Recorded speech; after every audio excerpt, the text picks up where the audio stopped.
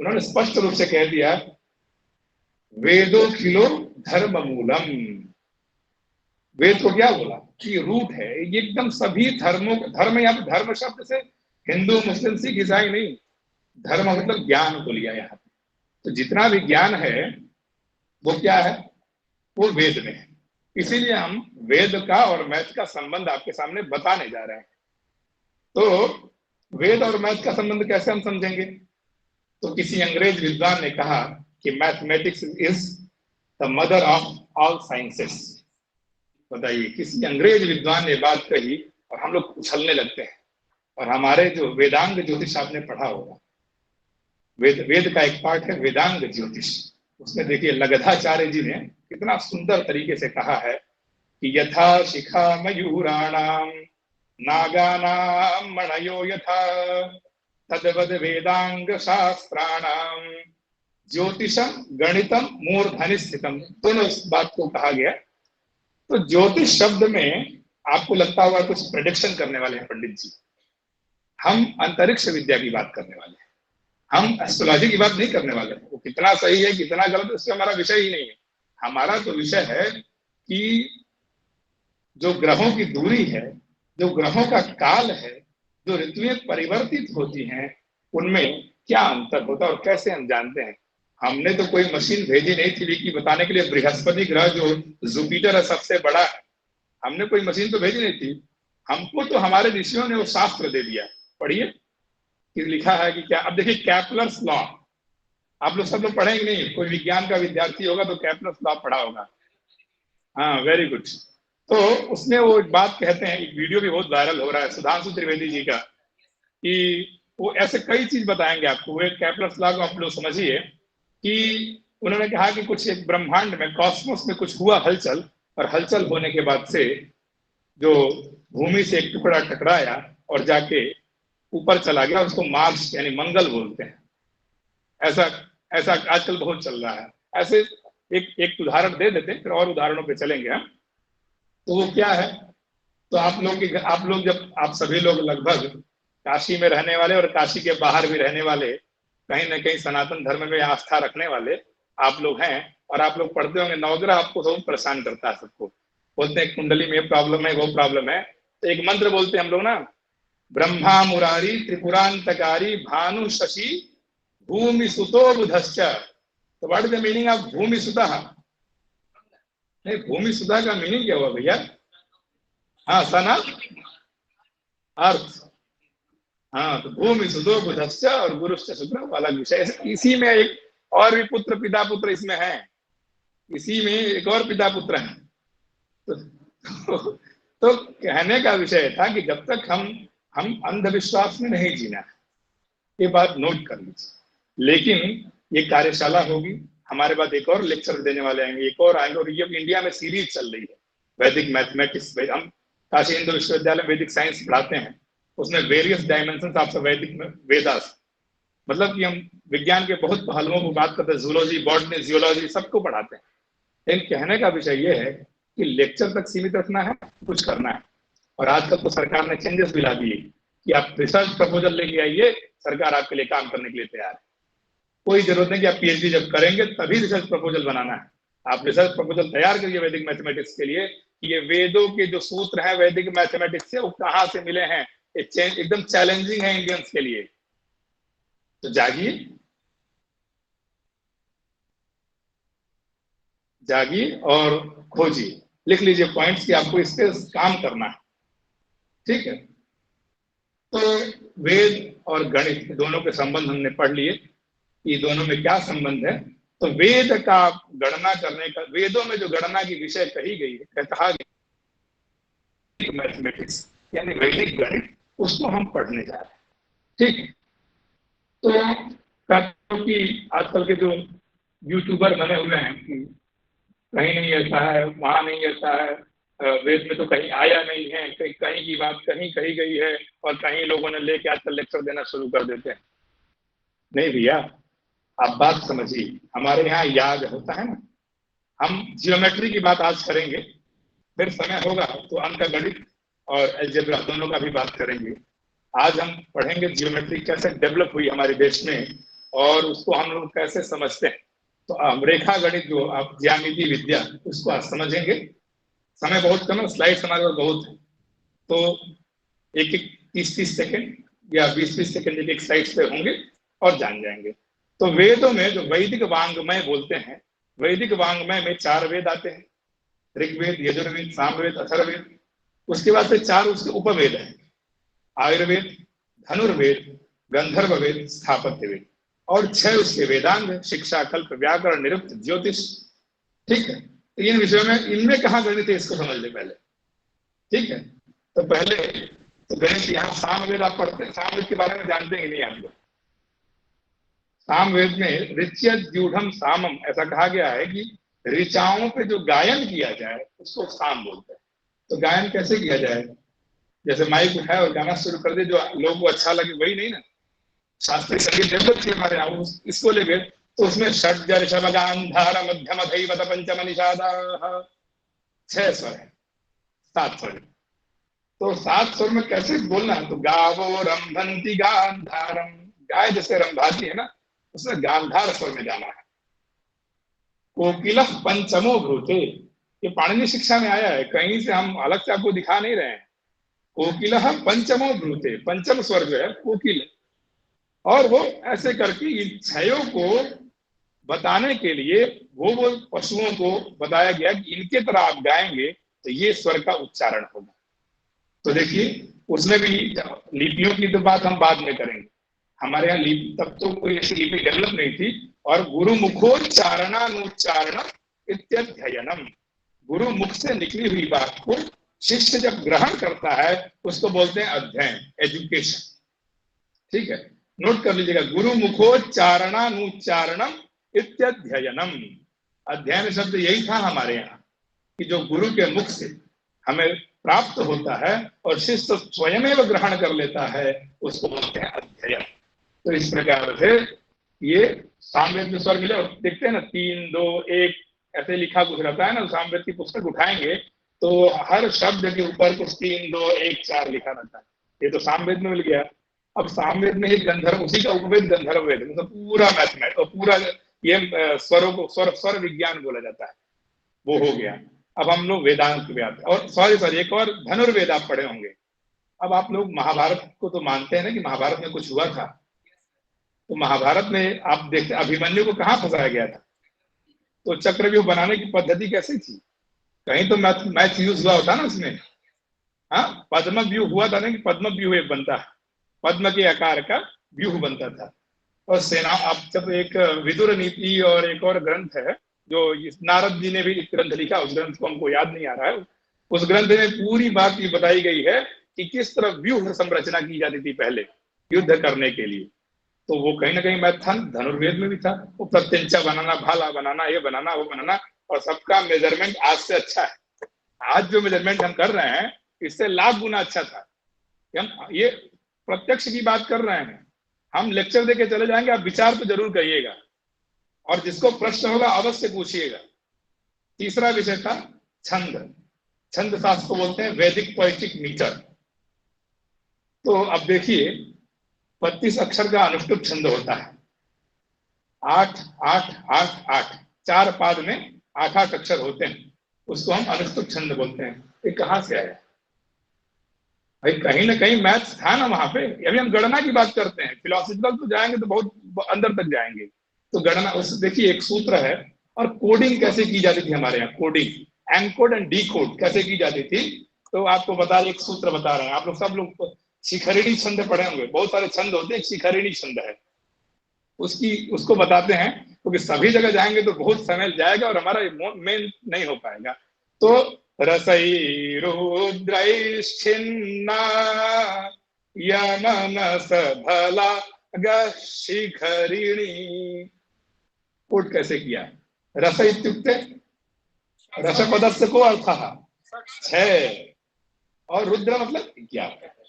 ये सब आप लोग को जब गुरुजी पढ़ा रहे थे तो क्या बात, आपके जो गुरुजी जिनसे आप पढ़े होंगे तो क्या बोले होंगे कि देखो बेटा, ये रस का मतलब होता है 6, नहीं तो आप जानते क्या, रस तो 1000 भी होते हैं, 6 तो मुख्य हम समझते हैं ना। और एक 11 रुद्र, रुद्र के भी तो आप सहस्त्र नाम वाली बोलते हैं ना, शिवाय नमः शिवाय नमः, 1000 से भी अधिक नाम है भगवान के। तो कैसे समझा आपने? कोड किया गया था कि रसई ही 6, पहली यति जो होगी वो 6 अक्षर पे होगी और दूसरी यति होगी 11 अक्षर पे होगी। अब एक श्लोक भी बोल देते हैं कि शिव शक्त्यायुक्तो यदि भवति शक्त प्रभवितुम। शिव शक्त्यायुक्तो, ये सौंदर्य लहरी का प्रथम श्लोक है, भगवती की आराधना के क्रम में कहा गया है। तो उसमें शिव शक्त्यायुक्त 6 पे रुके, फिर आगे 11 पे रुके। पूरा श्लोक नहीं पढ़ेंगे, विषय को हम कहना चाहते हैं। तो वहां भी मिल गया आपको, छंद में मिल गया। अब आइए ज्योतिष, ज्योतिषामयनं चक्षुः, जो वेद का आंख कौन है? चक्षु। और ज्योतिर्विज्ञान में अंतरिक्ष एक विद्या है, उसमें हम कहें ना कि हम जब जुपिटर, बुध ग्रह, मरकरी या मार्स को अभी आपने भूमि सतह पढ़े, ये आपको आपने कोई मशीन भेजी थी क्या? अभी तो मान लीजिए अमेरिका नासा के चीजों को भेजता है, इंडिया पे भी स्पेस साइंस करके इसरो ने जो डेवलप किया है, हमारे ऋषियों ने कुछ ऐसा डेवलपमेंट ही नहीं किया था भैया, वो तो ग्रंथों में लिख दिया था। और ग्रंथ पढ़िए ना, क्यों ग्रंथों से हम दूर जा रहे हैं? आज समस्या हमारी जानते हैं क्या है? हम मूल नहीं पढ़ना चाहते। अभी नेट जेआरएफ का भी हम पढ़ाते हैं बच्चों को, नेट जेआरएफ का सिलेबस। तो बच्चे क्या कहते हैं, सर कोई गाइड हो तो बता दीजिए। हम मूल से भाग रहे हैं, और मूल से भागेंगे तो जिंदगी भर भागते रहे। तो मूल को पकड़िए, एक साधे सब सधे और सब साधे सब जाए। और आप लोग भी एक बात सुन लीजिए, गुरु आज आचार्यगण आपके सामने बैठे हैं, कहा गया है ना कि पानी पियो छान के और गुरु बनाओ जान के। तो आचार्यों के निर्देशन में रहिए, आचार्य जैसा मार्ग बताते। आचार्य कस्मात्, निरुक्त एक है, निरुक्त में पूछा जाता है कि आचार्य कैसा होना चाहिए, तो बोलते हैं कि आचार्य आचारं ग्राहयति आचिनोत्यर्थान आचिनोति बुद्धिमितिवा। जो आचार का ग्रहण कराए, और जो पूरे विश्व में जो शब्द ही नहीं, वहां तो शब्द के लिए उन्होंने कहा, लेकिन वो कहा है कि जो ज्ञान पढ़ा है चुन चुन के लाके अपने बच्चों को दे, अपने शिष्यों को सिखाए, उसको आचार्य बोलते हैं। तो ये विषय था। अब हम लोग आगे बढ़ते हैं थोड़ा सा, चलेगा? इसको बंद कर दूं? तो भारतीय गणितम हम लोग इसको चालू कर देते हैं। हरिओम। तो भारतीय गणितम, ऐसा मैंने, ये कहाँ से भारतीय गणित का शुरुआत हुआ, कौन कौन इसके मुख्य थे? तो बोधायन ऋषि, मानव ऋषि, आपस्तंभ, पाणिनि, कात्यायन, सभी ने बहुत बड़ा योगदान दिया है। और आधुनिक में भास्कराचार्य और माधव, आप लोगों को मालूम है माधव और ग्रेगरी सीरीज की यहीं से शुरुआत होती है। और किन किन बातों में बात किया गया? अप्लाइड जियोमेट्री, कैलकुलस, ट्रिग्नोमेट्री, और ये सारी बातों को कहा गया। वैल्यू ऑफ पाई, पाई जो बहुत फेमस है ना, इनफाइनाइट, हम बताएंगे आगे।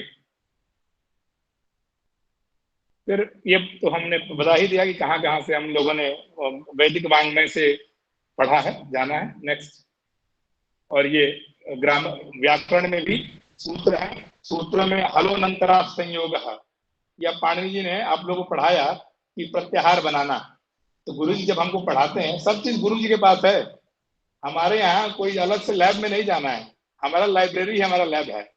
तो गुरु जी ने क्या बताया कि 14 माहेश्वर सूत्र है। एवं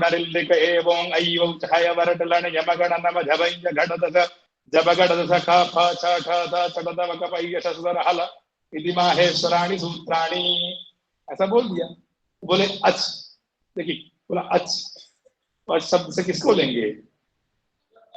वो तो स्वर तो आप पढ़े तो बोल दे रहे हैं, लेकिन जो बिल्कुल नहीं जानता है वो क्या बोलेगा? तो अ से लेके अ ई उ री री ए ओ आई औ, इनको बोलते हैं स्वर। अच्छा स्वराहा, ऐसा करके उन्होंने कहा कि पाणिनि जी व्याकरण जो ग्रामर लिखा है ना, हमारा व्याकरण बहुत सुसंगठित है और बहुत ही सुसज्जित है। उसमें सिस्टमेटिक, इसीलिए बोलते हैं ना कंप्यूटर जो है, जो बाइनरी सिस्टम को समझता है वो संस्कृत को समझता है। इसी कारण से, और कोई बात नहीं कि हम लोग अपनी बड़ाई के लिए कह रहे हैं कि नहीं हम लोग बहुत अच्छे हैं, हम लोग बहुत अच्छे हैं। भाई हम कॉपीराइट का दावा ही नहीं करते हैं, वो लोग करें जिन्होंने हमसे लिए। आप हम तो बांटते हैं। आइए, स्वागत है आपका।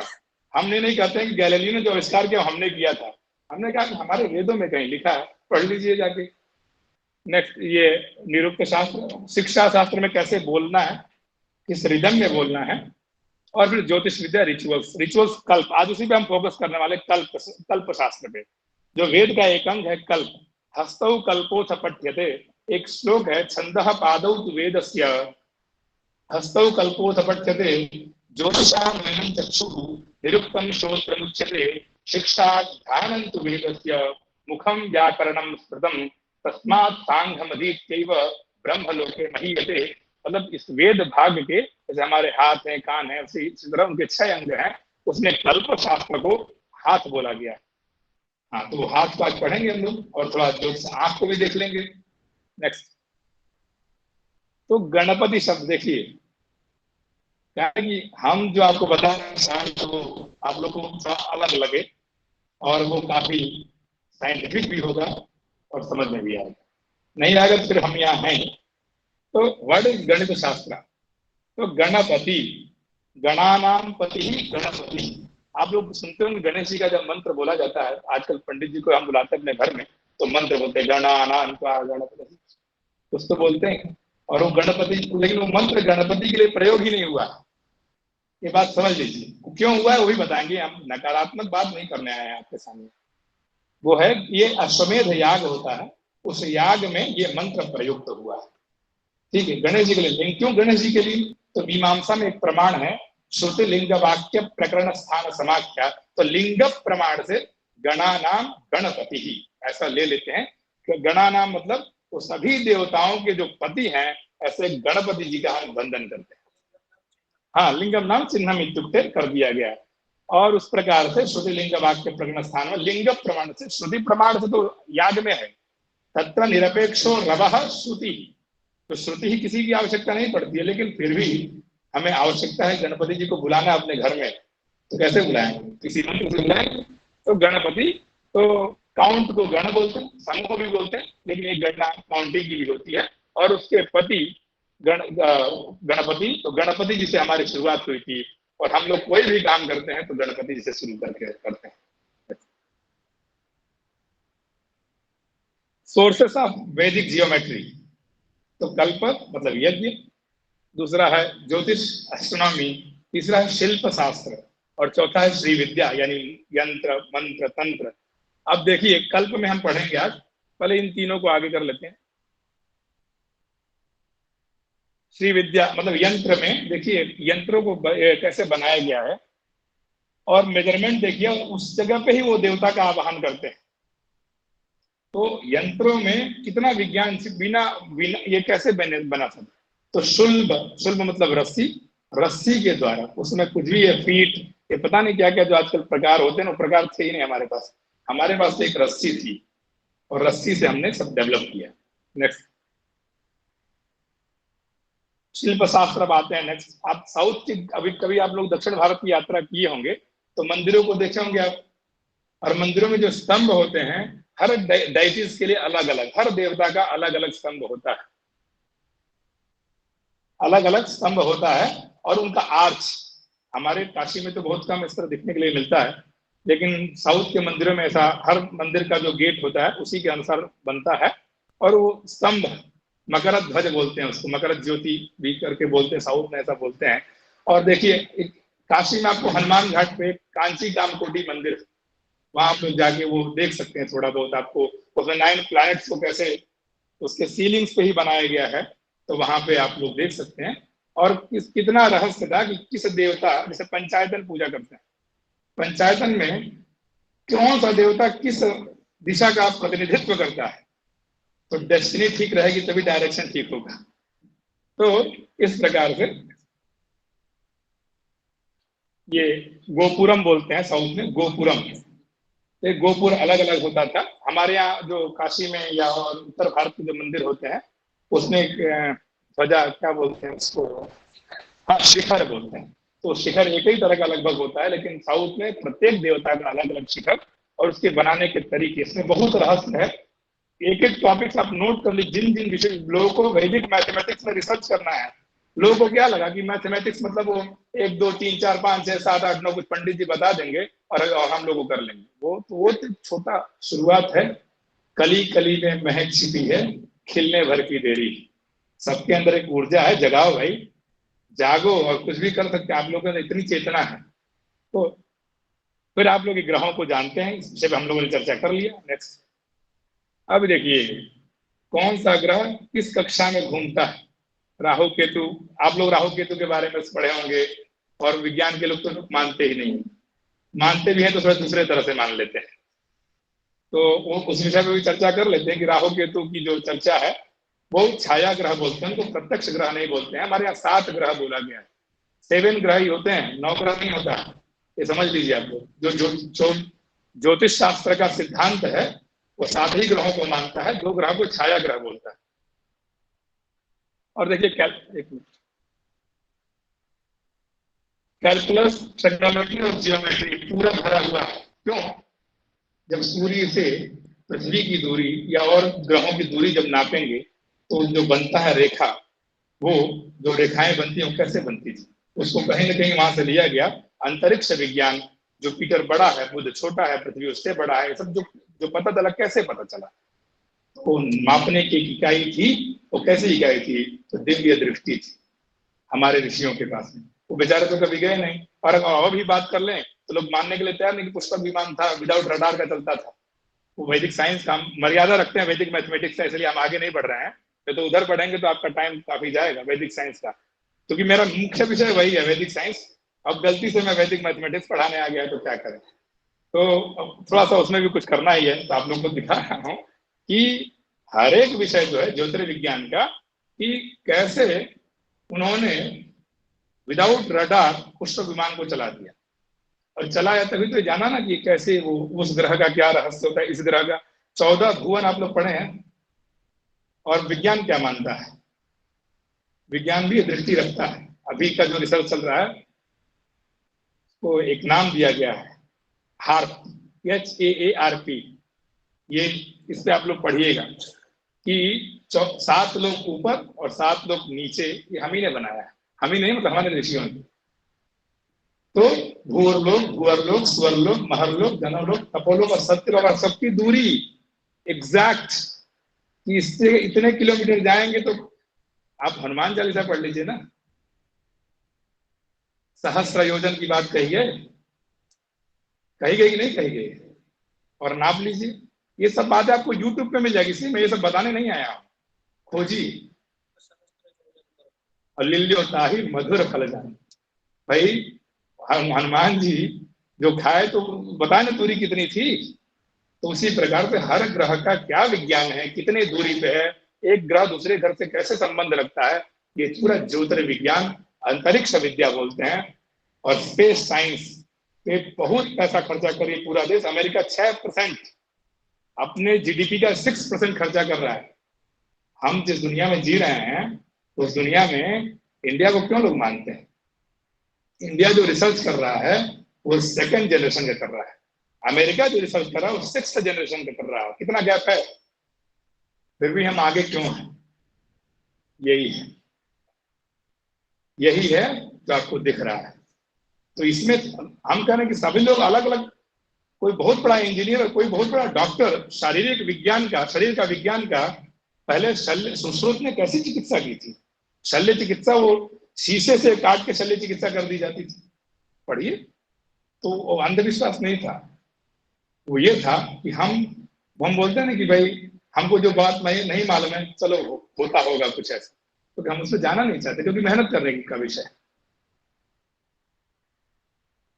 आगे ये सब हो, ये वही बातें हैं जो हमने आपको बताई।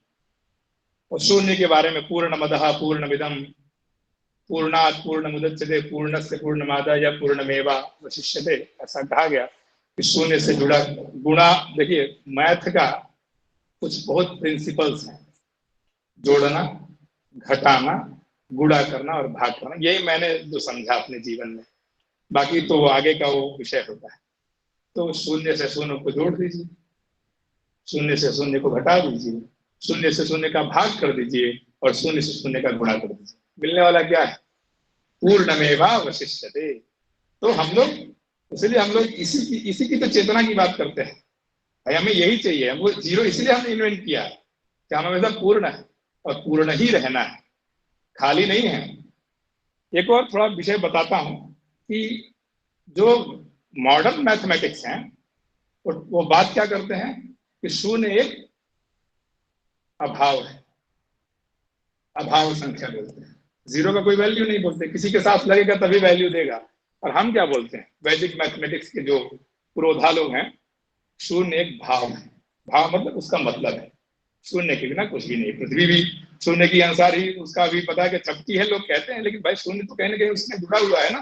तो पूर्ण से पूर्णमादाय पूर्णमेवावशिष्यते, शून्य के बारे में ये है कि हम शून्य की चर्चा इसीलिए करते हैं कि हम अपने अंदर पूर्णता प्राप्त करना चाहते हैं। ये विषय आपको बताया था शिखा मयूराणाम नागानाम मणयो था। नेक्स्ट यहाँ देखिए हम ही कर लेंगे आप। कहाँ कहाँ बोले कि जैसे बोल ना मैथमेटिक्स इज ऑल साइंसेस, ये बात है कि बहुधे प्रलाप त्रैलोक के सचराचरे यद किंचित वस्तु तत्व सर्वम गणितेन बिना ही, गणित के बिना कुछ भी नहीं है। ये बात अंग्रेजों ने कही थी और हम बड़े उछल उछल के बोलते हैं।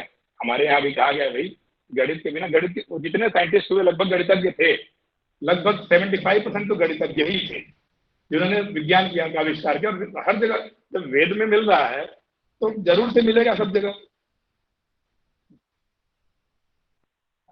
आर्यभट्ट ने वर्गमूल और घनमूल के बारे में बताया। वो श्लोक है कि भागम हरे अवर्गान नित्यम द्विगुणेन वर्गमूलेन वर्गाद वर्ग शुद्धौ लब्धम स्थानांतरे मूलम। आप वर्गमूल जानते हैं, घनमूल भी जानते हैं, तो आप जानते बस इतना हमने बताया कि ये है।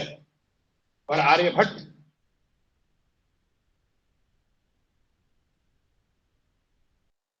वेद में भी है और ये आर्यभट्टीय ग्रंथ है उसमें भी है, लीलावती एक ग्रंथ है उसमें भी कहा गया है।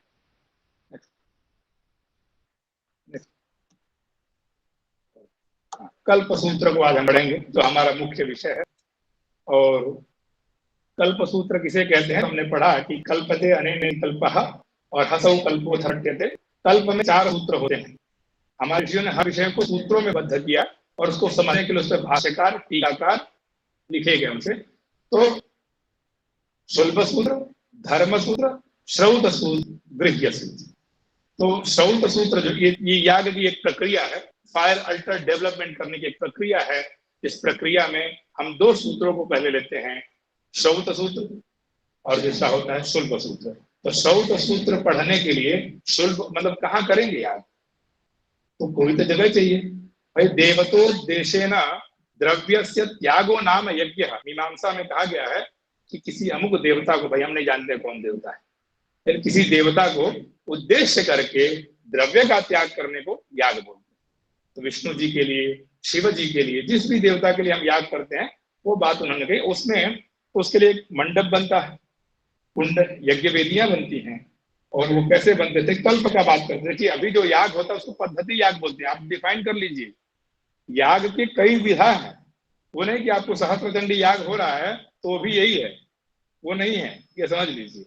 वो 2-3 तरह के याग होते हैं, श्रौत याग, स्मार्त याग एंड पद्धति याग। तो जो सहस्त्र चंडी, शतचंडी, कोटि चंडी, अयुत चंडी जो हो रहा है वो सब पद्धति याग है, पद्धति याग। वो श्रौत याग नहीं।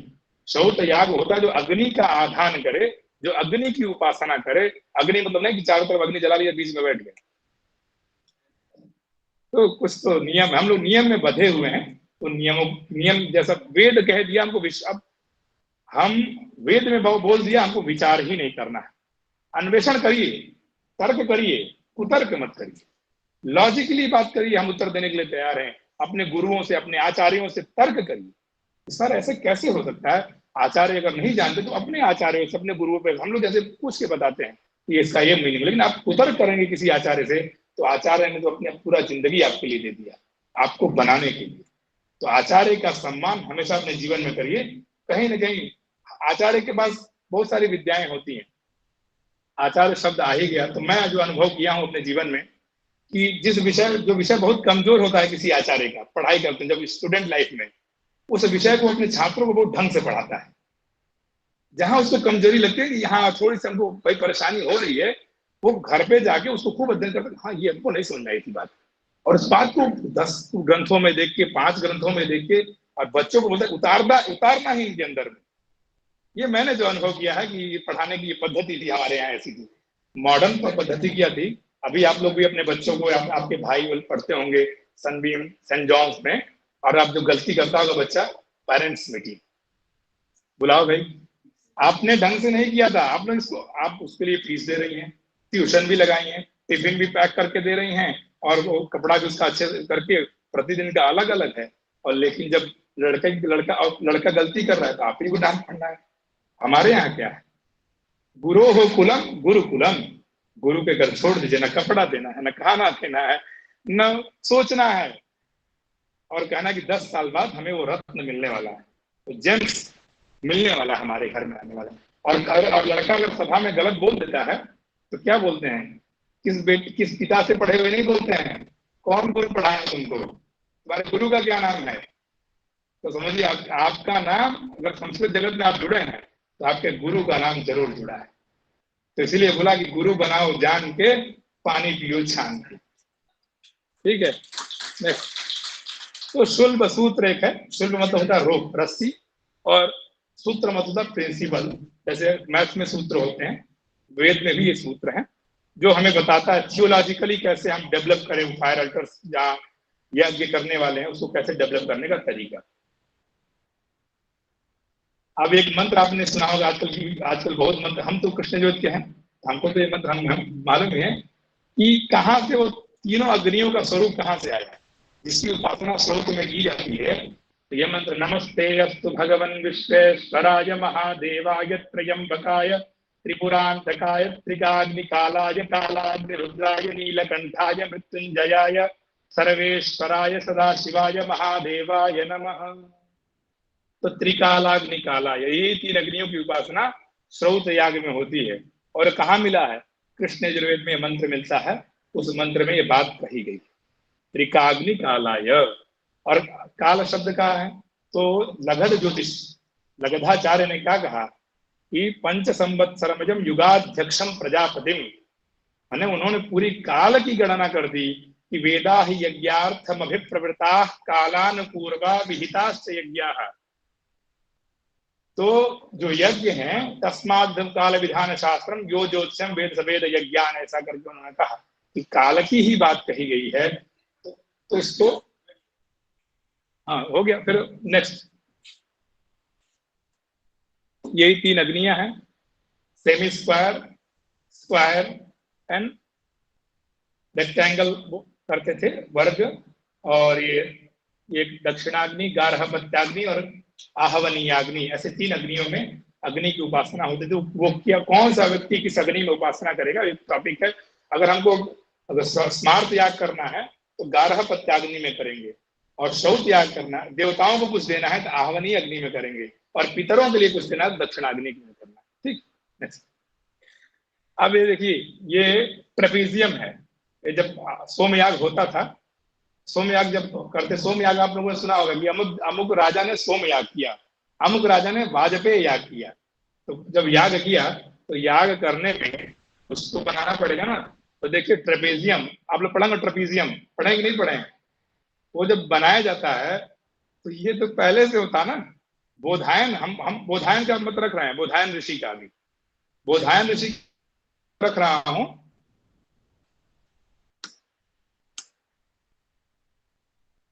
हाँ, तो पाइथागोरस जो है उसका एक समय काल निर्धारित, न्यूटन, गैलीलियो, वो लोग कब पैदा हुए, सबका पता चलता है कि उन्होंने जो इन्वेंशन किया, लेकिन बोधायन का काल कब निर्धारित है, 3000 BCE ऐसा करके बताया जाता है।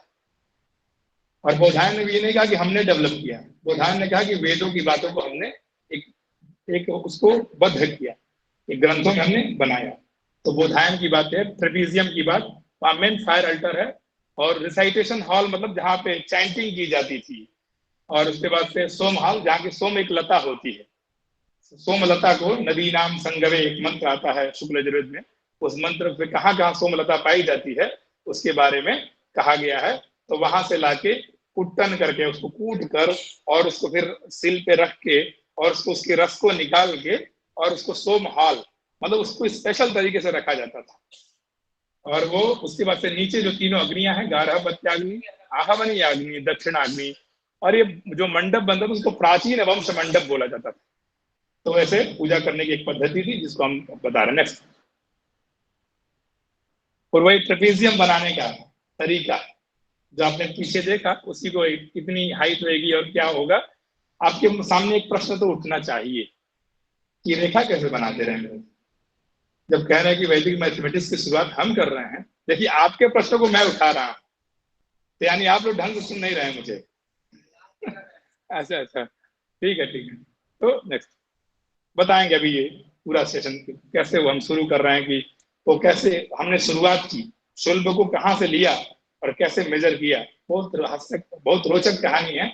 हमें एक दो तीन चार बताने नहीं आए आपको। आपको ये जो कार्यशाला है बहुत अच्छे अच्छे स्कॉलर्स को इनवाइट किया गया है और वो स्कॉलर आपको वैदिक मैथमेटिक्स बताएंगे और मैं जो बताऊंगा वेद में जो बात कही गई, बहुत छोटा ज्ञान जो मेरा है उसमें से दूंगा। तो मैं न 16 सूत्र बताऊंगा और न 13 सूत्र बनाऊंगा, ना ही 32 सूत्र, ऐसा हम बातें ही नहीं करने वाले। ये तो आप लोग करिए। और उसमें एक बात आप लोग को प्रॉमिस किया हूं कि एक बात मैं जरूर बताऊंगा कि एक सूत्र कहाँ मिला था मुझे। मैं भी खोज रहा हूँ।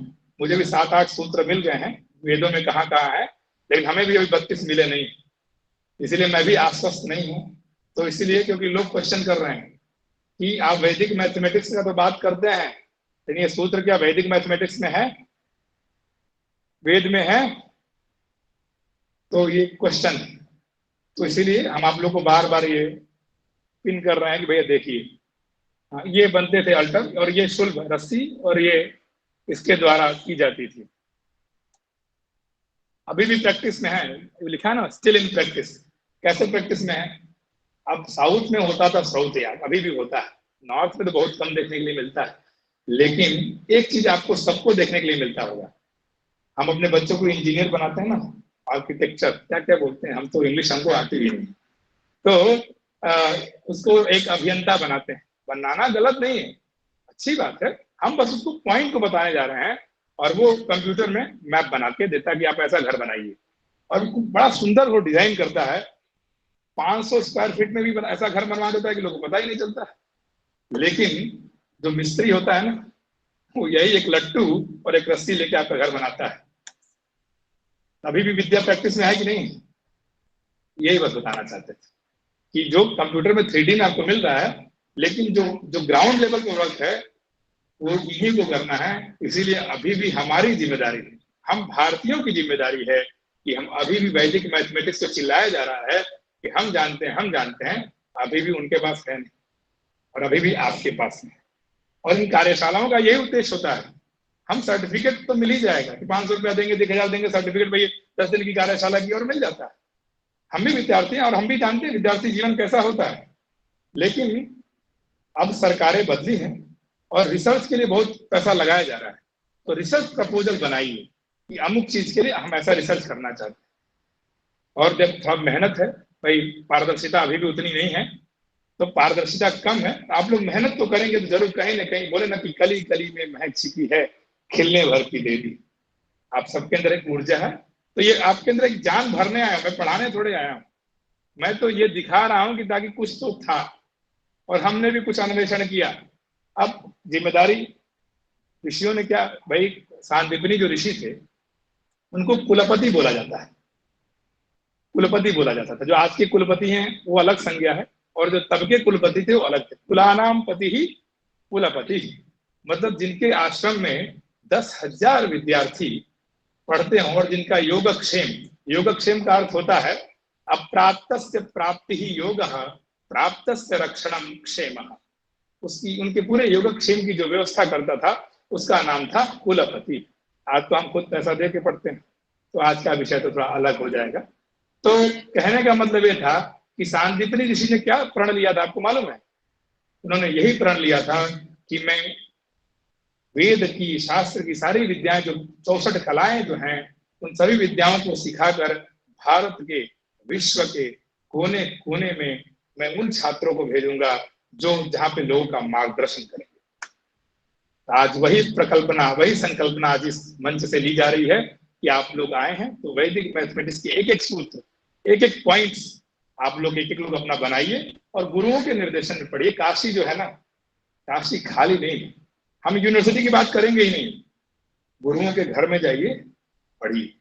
यूनिवर्सिटी की ज्ञान तो ले लीजिए भाई, वो जरूरी है, बिना डिग्री का कुछ होने वाला नहीं, लेकिन ये जो गुरुओं का ज्ञान है वो जरूर लीजिए। और बोलते हैं कि हमारे यहाँ मेजरिंग का बहुत स्किल नहीं था उस जमाने में, इसलिए जो धान्य होता था ना उसी को लोग कहते थे इसी को गिन लो। ऐसा बात नहीं है, वही नहीं कहते अधकल गगरी और छलकत जाए। हमारे यहाँ ये तो पहला प्रिंसिपल हमने बताया कि 34 सेसमी जो सीड होता है, यानी तिल जानते हो ना, तिल, उस बीज से नापने का, उस अंगुल किसे कहते हैं, तो अंगुल के बारे में पहली जो इकाई थी हमारी अंगुल नापने की, अंगुल किसे कहते हैं आप लोग की जानकारी में?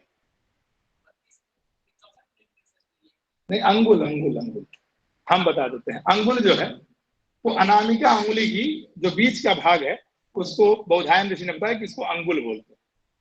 तो ये अंगुल, ये जो है, ये पूरा अंगुल ये नहीं है, ये बीच का जो भाग है दोनों के बीच में आपको दिख रहा है, उसको तो मेजरमेंट का, अनामिका का, उसके अंगुल कहते थे। और उस तरह प्रमाण तो एक पुरुष होता था जब ऐसे खड़ा होता था 120 अंगुल का। अब जो मैथ के विद्वान है बताएं कि भाई उस समय कितने कितने बड़े लोग पैदा होते थे। 120 इंच मतलब नॉर्मली 1 इंच तो हो ही जाती है ना ये, तो 120 इंच में कितना फीट होता है? वाह, हाँ तो 10 फीट। तो तो एक पुरुष जो है वो अगर मान लीजिए 2 फीट ये भी हो जाए, तो मान लीजिए 2 फीट मान लीजिए बढ़ जाता है, तो 8 फीट के तो आदमी होते थे ना। तो हमारे एक एक साधे सब सधे, एक विद्या पढ़िए सारी विद्या आ जाती थी। तो मेजरमेंट के बहुत सारे प्रिंसिपल्स है, उसमें एक प्रिंसिपल ये भी था सेस्मी सीड को नापने का, ली का, जू का, ये भी एक नापने का एक तरीका था। धान्य के बीच से नापने का एक पुरुष का 120 अंगुल का एक पुरुष होता था, मैंने जिसको यज्ञ करना है वो पुरुष यजमान जो होता था उसके बराबर का ही नापने से, अगर वो यजमान उतना बड़ा या छोटा मिल गया, भाई एक तरह के लोग पैदा नहीं होते, तो कहते कहते कि 120 ऐसा मान लीजिए और इसके अनुसार आप कर दीजिए। प्रक्रम 30 अंगुल का, 96 अंगुल का, ये सब मेजरिंग के एक कुछ वो टिक्स थे। अब शुल्ब जो है, शुल्ब का अर्थ क्या है? तो शुल्बनम इति शुल्ब, सामान्य 3 तरह से उसकी व्याख्या की गई, व्याकरण का विषय है, थोड़ा सा आप लोग उसमें बस इतना जाने कि शुल्ब मेजर करने के लिए, नापने के लिए एक एक कोई बात कही, उसी को हम शुल्ब बोलते, शुल्बनम इति शुल्ब। क्योंकि हमें सबको लेके बात करनी है, और किसी को पूरा व्याकरण आता है, किसी को कभी शुरुआत किया है, तो दोनों को लेके दोनों लोग हमारे लिए मूल्यवान है, क्योंकि आपका समय मूल्यवान है। कौन होता था शुल्ब? जो सूत्र जो लिखता था, हमारे जैसे बोलते हैं ना कि उन्होंने ये सूत्र लिखा, उन्होंने पाइथागोरस ने ये थ्योरी डेवलप की, तो हमारे यहाँ वो कौन होना चाहिए? तो संख्याज्ञ, संख्या को जानने वाला, परिमाणज्ञ, परिमाण को जानने वाला, और समसूत्र को, उस सूत्रों को कहाँ यूज करना है जानने वाला, और समसूत्रों भवेद विद्वान, और थोड़ा सा भाई वो मतलब उत्साही भी रहना चाहिए ना, कि जानकारी करके घर में बैठे हैं, किसी को सिखा ही नहीं रहे हैं, तो ऐसे विद्वान को बोला जाता था। और शास्त्र बुद्धि विभाग, शास्त्र की बुद्धि होनी चाहिए, नीर क्षीर विवेक की बुद्धि होनी चाहिए कि क्या लेना है और क्या नहीं लेना है। मार्केट में तो बहुत सारी चीज है, और आपके यूट्यूब पे तो बहुत सारी चीजें हैं, क्या लेना है और क्या नहीं लेना है वो ध्यान करिएगा आप लोग, कि किस चीज को लेना है और किस चीज को छोड़ना है। इसी को बोलते हैं शास्त्र बुद्धि। देखिए क्या लिखा है आप लोग, हाँ तो ये नोट कर लीजिए, शास्त्र बुद्धि विभागज्ञ, बुद्धि कैसी होनी चाहिए हमारी? हाँ, तो शास्त्र मतलब आलोचन करने की होनी चाहिए, और फिर आगे। तो वो जो सूत्र बनाने वाला था उसके अंदर इतने गुण होने चाहिए, तो मुख्य पक्ष ये कुछ बौधायन के प्रमेय हैं, आप लोग सब पढ़ लीजिएगा। नेक्स्ट, और नेक्स्ट, हाँ अब ये बता रहे हैं कहां से हमने शुरुआत की है शुरू की। इसको चित्र को देख के आपको कुछ समझ में आ रहा है? नहीं आ रहा होगा क्योंकि शायद पहली बार आप लोग देख रहे होंगे, लेकिन इतनी बात तो समझ में आ रही है, वो कुछ ईस्ट वेस्ट साउथ ऐसा करके बना है। हाँ, पूरब पश्चिम उत्तर, हाँ। तो पहले क्या, कहाँ से हमने शुरुआत की? तो हमने सबसे पहले एक दिन लगा इसको डेवलप करने में, हमने नहीं मतलब ऋषियों ने।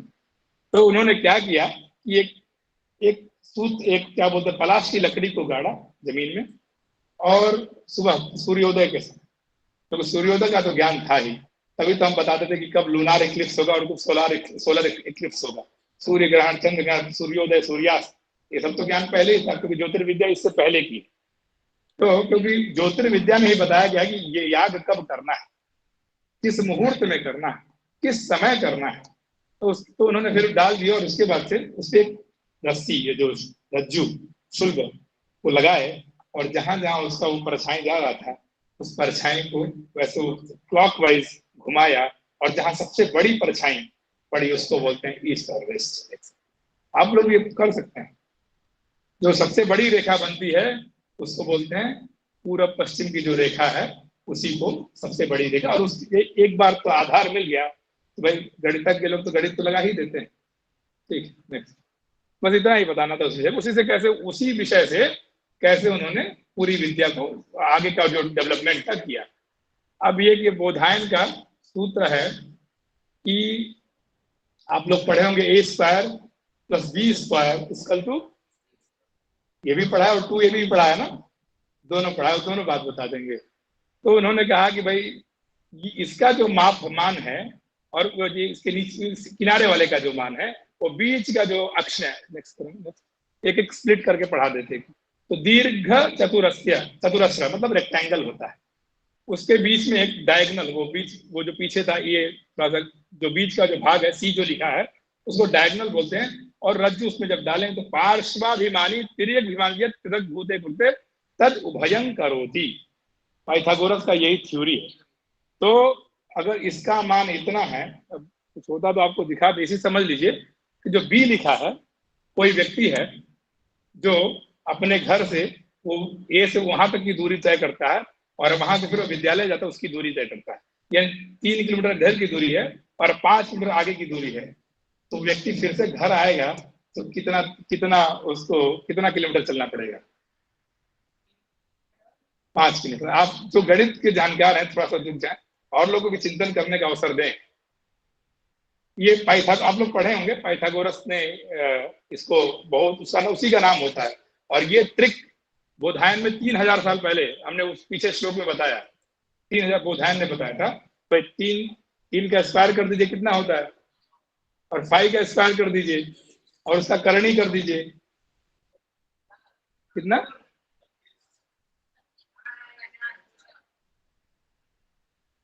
हाँ अभी भी आप लोग का 5 आएगा। तो 5 किलोमीटर की दूरी उन्होंने तय किया।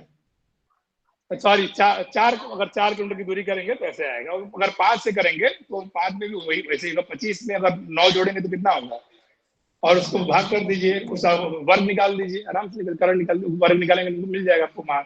तो कहने का मतलब ये था, जब हम बनाते थे, जब हम ये एक बनता है, ये यज्ञ मंडप जब बनता है तो ये बनता था, तो उनको मालूम नहीं था क्या ये विद्या, मालूम थी लेकिन ये नाम नहीं दिया गया था। हम कॉपीराइट का दावा अभी भी नहीं कर रहे हैं कि हम ही सर्वश्रेष्ठ हैं, और जो मॉडर्न मैथमेटिशियन ने कुछ नहीं किया, वी कांट डिनाई, वो लोगों ने बहुत दिया है। मॉडर्न मैथमेटिशियन जो थे उन्होंने बहुत कुछ दिया है, तो उनको हम डिनाई नहीं कर सकते उनके योगदान को, लेकिन हम ये नहीं कह सकते कि हमारे लोगों ने कुछ नहीं दिया। हमारे लोगों ने बहुत कुछ दिया। एक काल था, काल का गैप हुआ, और उसमें हम लोगों ने विद्याएं वो ट्रांसफर नहीं हो पाई, ये जो विद्या थी ये ट्रांसफर नहीं हो पाई। तो इसी कारण से हम लोग को लगा कि हम लोग के यहाँ कुछ नहीं था, हम लोग, और जो चीजें जल्दी मिल जाती हैं वो अच्छी लगती हैं, उसको ग्रहण भी करते हैं। ये ट्रिपलेट्स है, ये, हाँ ट्रिक, ये पाइथागोरस ने इसको बहुत अच्छे से इन्होंने बनाया, 3 3 4 5 5 5 12 13, ये बात पाइथागोरस बाद में कहते हैं ट्रिपलेट्स की बात। वही श्लोक में तासाम त्रिक चतुष्कयो हो, त्रिक चतुष्कयो 3-4 और द्वादशक पंचकयो हो, ऐसा करके ना 12, 5, 13 का करके मतलब ट्रिपलेट्स जो उन्होंने बनाया वो हमको थोड़ा सा दिख नहीं रहा है। इतने तास उपलब्धि ऐसा मतलब कहने का मतलब जो ट्रिपलेट्स बनाया उन्होंने, वो ट्रिपलेट्स बोधायन ने पहले कहा था। हम इसीलिए कह रहे हैं कि वो उसका ये बहुत बड़ा विषय है, क्यों ट्रिपलेट्स को ऐसे ही बनाया गया। आप पढ़े ना कि वो पाइथागोरस का ये कारण, इसका रीजन क्या था, किस लिए ट्रिपलेट्स का आविष्कार किया गया, लिख लीजिए, पेन और कॉपी उठा लीजिए और खोजिए। तब उसके बाद से हमारे ऋषियों ने क्यों किया था इस विषय को बताऊंगा। हाँ ठीक है, अच्छी बात है आपने बताई। आपका पूरा सत्य नहीं है, केवल एक ही हमारे यहाँ एक साधन के लिए सब साधन नहीं किया जाता, और भी इसके साधन थे जो ऋषियों ने अलग उस साधन को लिए किया। और कहीं ना कहीं इसके जो जैसे हमारे यहाँ कोई ग्रंथ आप पढ़ेंगे, एक टीका मिलती है उसके ऊपर, वो भी समझ में नहीं आती है। उसके बाद एक टीका मिलती है, वो भी नहीं समझ में आती है। और आजकल तो ऐसी होड़ लगी है पुस्तक छपवाने का, तो उसमें है तो हिंदी के कई अनुवाद हो जाते हैं।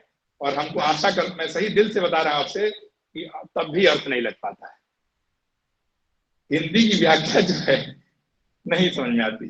तो कहने का मतलब वही बात है, जो ट्रिक है, ट्रिक को 3-4 ऋषियों का पढ़िए। ऋषि मतलब मॉडर्न जो मैथमेटिशियन थे, उन्होंने क्यों ट्रिक का आविष्कार किया, ट्रिक की आवश्यकता क्या थी। अभी जिनको गणित नहीं आता है, या जब मैं ही पहली बार देखा था ये, हमने बोला ये 3-4-5 क्या कर रहे हैं लोग, 5-12-13 क्या करने वाले हैं लोग, हम ही जब कंफ्यूज हो गए। तो आप लोग के मन में भी प्रश्न होगा, भाई हम तो लेक्चर दे के चले जाएंगे, हाँ बोला कुछ तो बोले थे, अच्छा बोले थे, ठीक है। तो समझिए कि ये क्यों हुआ, इसके पीछे कारण था। ठीक है, नेक्स्ट। मानव शुल्ब सूत्र में जो अभी आपको मैंने बताया, बोधायन ने जो पाइथागोरस को मतलब उसी की बात आयाम विस्तार करके, या लास्ट में वर्गमूल निकाल देंगे। आयाम मतलब एक तरह का भाग, व्यायाम मतलब दूसरे तरह का, और दोनों विस्तार सॉरी, तो दोनों को जब उनका वर्ग करेंगे, वर्ग करने के बाद जो आपको मिलेगा उसकी करणी होगी। इस प्रकार से इन्होंने मानव शुल्ब, ये इसलिए हम बता रहे हैं केवल एक ही व्यक्ति ने ये बात नहीं कही थी, थ्योरी के बारे में केवल एक ही बात ने नहीं, एक ही आदमी नहीं की, मानव ने कहा, कात्यायन ने कहा, आपस्तंभ ने कहा, बोधायन ने कहा। तो जब 4 लोग बोलते एक घर में कोई गिलास गिरा दिया, तो पूछा गया कौन गिराया, तो कोई एक व्यक्ति बोलता है कि अमुक व्यक्ति ने गिरा दिया। तो घर की जो माताएं होती है कहती नहीं नहीं नहीं गिराया होगा, मैं क्यों, मैं नहीं गिराया हूँ। और जब वहीं उसके और भाई बहन रोते कहते हैं यही गिराया है, तो मान लेते हैं ना आप लोग, एक सिद्धांत है। ये भी एक प्रिंसिपल है। हम जब न्याय शास्त्र पढ़ते हैं तो इसमें उस न्याय का मुझे नाम याद नहीं आ रहा है, तो इसको भी एक न्याय बोलते हैं। तो उसी प्रकार से जब 4 ऋषि कह दिए तो अब तो मानना ही पड़ेगा हमको कि भाई ये बात। और जो बाहर वाले कैसे न्याय को लेते हैं, अर्धजरित एक न्याय होता है, मतलब आधा मुर्गी खाएंगे और आधा अंडा देने के लिए छोड़ देंगे। मतलब हम कहेंगे कि ये ठीक है, और ये कह देंगे कि इस तरह भी तो कर सकते थे। कुछ लोग का एक होता है ना कि भाई आपकी हर बात में आपको परेशान करना, उनको भी मालूम है कि दिल से कि आप सही हैं, उनको भी मालूम है कि कहते हैं थोड़ा परेशान कर दिया जाए। अभी किसी के मन में जिज्ञासा कि बहुत अच्छा पढ़ा रहे हैं, खड़े होकर 2-4 क्वेश्चन कर शुरू कर देगा अभी वो। ये एक हमारे, हम मनुष्य हैं, एक डेवलप अपने आप हो जाता है हमारे अंदर में कि अरे कैसे भी व्यक्ति वहां बैठ के ऐसे कर रहा, हम क्यों नहीं कर पा रहे, तो वो अंदर होता है। तो हमें वो भी लेना है। स्वागत, देखिए प्रश्न का स्वागत हमेशा होना चाहिए। अभी मैं नेट जेआरएफ का सिलेबस पढ़ाता हूँ, संस्कृत के बच्चों का 73 कोड का मैं पढ़ाता हूँ, जो ट्रेडिशनल। इस बार के जो प्रश्न थे, तो इस बार प्रश्न जब आता है तो हमारे पास आता है, तो हम साधुवाद देते हैं उस प्रश्न बनाने वालों का, कि विगत कुछ 18-17 से पहले के जो प्रश्न थे बहुत रिपीट हुए थे, और इस बार के जो प्रश्न आए बिल्कुल रिपीट नहीं हुए। तो साधुवाद ऐसे, तभी तो हम पढ़ेंगे ना, तभी तो हम पढ़ेंगे। तो पढ़ने का एक चेष्टा जागृत होगा हमारे अंदर कि हमको पढ़ना है। तो इसीलिए हमने ये एक उदाहरण एग्जाम्पल दिया, तो हम ये बात और लोगों ने भी कही है। प्लिम्पटन, आपने नाम सुना है कि नहीं, इजिप्ट और बेबीलोनियन एक सभ्यता है, एक सिविलाइजेशन है। तो जो बात बौधायन ये जो लिखा हम लोग को, हमको भी नहीं समझ में आ रहा था। फिर कहीं से हमने इसको किसी विद्वान से पूछा कि भाई कहा क्या लिखा है, तो उन्होंने हमें समझाया कि जो बात आप बौधायन का और ये सब बोल रहे हैं वही उसमें कोडिंग करके लिखी ये बात। तो प्लिम्पटन जो है वो पाइथागोरस से भी पहले पैदा हुए। तो भाई ये से तो प्लिम्पटन वाले भी तो ले सकते हैं ना, मतलब प्लिम्पटन करके एक सिद्धांत है। तो उन्होंने 322 एक कोड वर्ड है उसका, तो उन्होंने कोड करके वो बात कही। तो यानी हम कहने का मतलब ये था, पहले भी था, जो बता दिया वही सही है। गंगा जी पहले भी वैसी थी, अभी भी वैसी हैं। लेकिन कुछ लोग कह देंगे अभी बहुत अच्छी है, तो उनका सिद्धांत डेवलप हो जाएगा। ठीक है, नेक्स्ट। अब याग जो होता था उसमें ये चीटी बनती थी। जैसे आपको फैल्कन चीटी बहुत फेमस है, शेन चीटी बोलते हैं, कि आपको प्रॉस्पेरिटी चाहिए। जैसे आप किसी पंडित के पास जाएंगे तो पूछेंगे पंडित जी मुझे ये परेशानी है, तो क्या बताएंगे, देखो बेटा ये पूजा कर लीजिए, आपको ये फल मिलने वाला है। सामान्य तौर पे हम अन्यथा में नहीं कोई बात कर रहे हैं, और होता भी अच्छी, ऐसी बात नहीं है। लेकिन क्या हुआ, क्यों अभी फल नहीं दे रहा है, ये विद्याएं क्यों फल नहीं दे रही हैं? तो पंडित जी हमने पूजा कराई और फल नहीं हुआ मुझे, तो इसलिए नहीं हो रहा है कि मंत्र जो है कलयुग में कीलित हो गया है। वो मंत्र असर करना कम कर दिए, क्योंकि हम पाप को बढ़ा दिए हैं। और इसलिए कहा गया कलयुग केवल नाम आधारा। तो भगवान का नाम स्मरण ही करने से हमें वो सब प्राप्त होता। तो इसीलिए, लेकिन वेद तो पुराना है। वेद तो जब सृष्टि हुई अनाज, जो वेद कहाँ से उसकी इटर्निटी के लिए बात करते हैं कि ये अपौरुषेय है वेद। वेद को किसी पुरुष ने निर्मित नहीं किया, अपौरुषेय है कि जब सृष्टि उत्पन्न हुई उसी समय ये उत्पन्न हुआ। और उस समय क्या सिद्धांत था? हमारे सिद्धांत क्या है कि किससे किसकी उत्पत्ति बताई तो जाती है, और फिर लय भी उसी के अनुसार बताया जाता है। आज मैं बताता हूँ एक शून्य के बारे में एक सूत्र है वैदिक मैथमेटिक्स में, शिष्यते शेष संज्ञा, है कि नहीं? देख लीजिएगा, उसी से कुछ रिलेटेड है। ये कहाँ मिलता है? श्रीमद् भागवत के 10वें स्कंध में 25वें अध्याय, तीसरे अध्याय का 25वां श्लोक है। और किस, लेकिन ये मत जानिए कि लिख दिया तो भाई वही बात होगी, किसलिए कहा गया सोच समझ लीजिए। भगवान प्रकरण चल रहा था ये पंचभूत का और सृष्टि का। उसमें कहते हैं कि जल जो है, जैसे सृष्टि सिद्धांत के आकाशाद वायु वायुरग्नि अग्नेरापः अद्य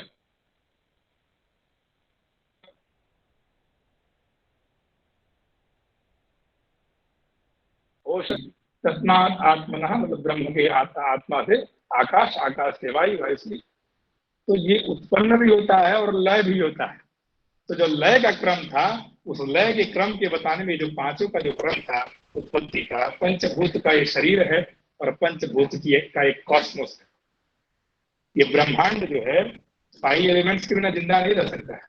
और हमारा शरीर तो इसका भी यही बोलता है ना कि जैसा खाओ अन्न वैसा हो मन, और जैसा पियो पानी वैसी हो वाणी। थोड़ा फिलोसफिकल हो रहा है ताकि आपका मन लगा रहे।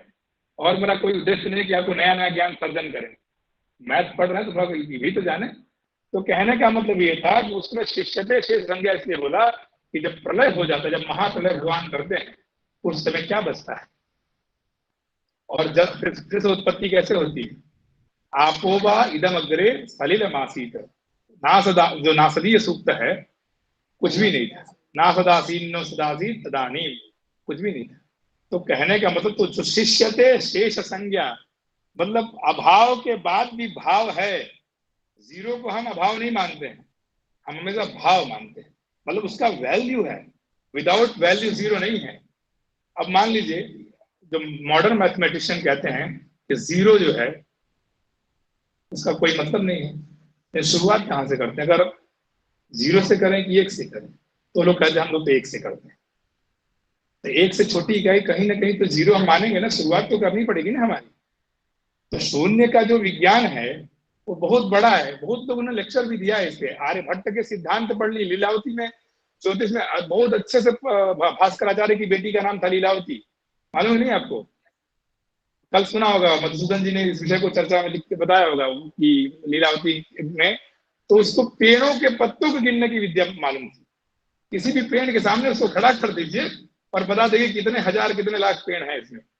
यानी आप समझ रहे हैं कितना कठिन है, बाल गिनने के बराबर है।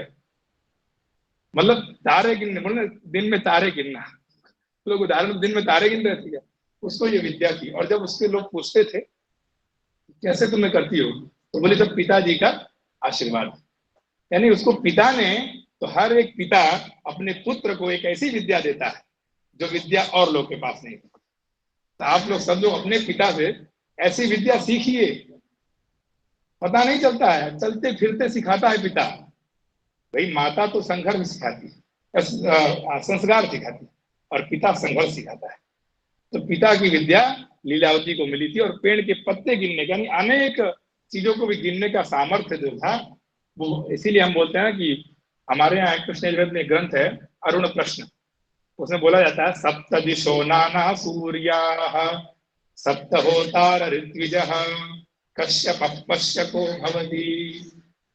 जो कश्यप नाम का एक सूर्य, 7 सूर्य आप जानते हैं ना? कितने सूर्य आप लोग क्या समझते हैं, सूर्य कितने?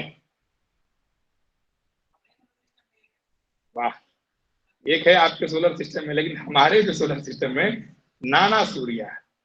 नाना मतलब नाना जी नहीं, बहुत सारे, ठीक है। और सप्त हो, और कैसे उसमें जो कश्यप, जो अभी सूर्य जो आपका सोलर सिस्टम बताता है कि जब वो दिख रहा है ना, वो चित्रं देवा नामुदगादनी कंचक्षुर मित्रस्य वरुणस्याग्ने है, जो वो है उसी को बोलते हैं कश्यप। तो कश्यप पश्यको भवति, वो जो है वो देखता है, इसीलिए उसका नाम कश्यप है। और जो प्रशोदरत्वात् एक सूत्र है, उससे उल्टा कर दिए पश्य कहा, देखने वाला। तो कहने का मतलब ये था कि हमको बताइएगा अगर जहां रोकना होगा, तो समय की भी एक मर्यादा अपनी है, नहीं तो हम तो चलते रहेंगे। तो इस प्रकार से कि कश्यप हो गया। हाँ, तो जी, हाँ, तो मुख्य पक्ष दो तीन और है, उसको बता के फिर रोक देंगे। तो कहने का मतलब था जो जो ये जो सूर्य था, न्याय शास्त्र में आप लोग तर्क संग्रह एक ग्रंथ है, उसमें सूर्य, उसमें तेज का क्या उदाहरण दिया गया है? उष्ण स्पर्शवत तेज। और वो कहाँ रखता है? चक्षु कृष्ण ताराग्रवर्ती। आपको क्या लगता है, आंख देखती है क्या सबको? आंख के अंदर, जैसे जब आप घर में जब डायमंड रखते हैं ना, कितना उसमें कई राउंड राउंड राउंड सोना ही रखते हैं, तो कितना अच्छे पैकेट में रखते हैं। और कोई ऐसे ही लोहा रखना होता है फेंक देते। तो वो जो आंख है, आंख में बहुत छोटा बिंदु होता है, कई लेयर में, हजारों लेयर में बिंदु होता है। उसी प्रकार जिस हजारों लेयर में ढका हुआ है ये सूर्य, सूर्य उसका छोटा भाग है। सूर्य का छोटा भाग ये आंख है। तो चक्षु कृष्ण ताराग्रवर्ती, कहाँ रहता है वो सूर्य का छोटा अंश? ये चक्षु में होता है। और वो इसीलिए तो उसका गुण है। और वहां पे जो सूर्य है वो सबको देखता है। लंबा पक्ष है, कभी और चर्चा में लेंगे। तो ये जो चाहिए था आपको, तो शयन चिति का भी हम बात कर लेते हैं। शयन चिति प्रॉस्पेरिटी के लिए हमें चाहिए थी। आप देखें ना, शयन चिति, रथ चक्र चिति, कूर्म चिति, मतलब अभी आपको जो सर्वतोभद्र मंडल और पता तमाम मंडल मिलते हैं उस समय थोड़ा दूसरे चलते। तो शयन चिति मतलब, शयन चिति जैसे शत्रुओं पर विजय प्राप्त करने के लिए जो पक्षियों का राजा गिद्ध, इसी को बोलते हैं शायद, बाज ही है ना ये, फैल्कन को क्या बोलते हैं? तो ये इसको पक्षियों सबसे ऊपर तक उड़ सकता है, यही ना इसका गुण होता है। और शत्रुओं पे कैसे झपटता है, बहुत तेजी से झपटता है। तो उसीलिए प्रॉस्पेरिटी, हमारे जो कामक क्रोध मद लोभ मात्सर्य को नष्ट करके और हमारे अंदर दिव्य चेतना को लाने के लिए जो कार्य करता है, ये शयन याग वो लोग करते हैं। अब ये शयन याग जब करेंगे तो क्या होगा, कैसे बनेगा, मंडप कैसा होगा? नेक्स्ट। तो उसमें 1000 ईंटें लगती थी।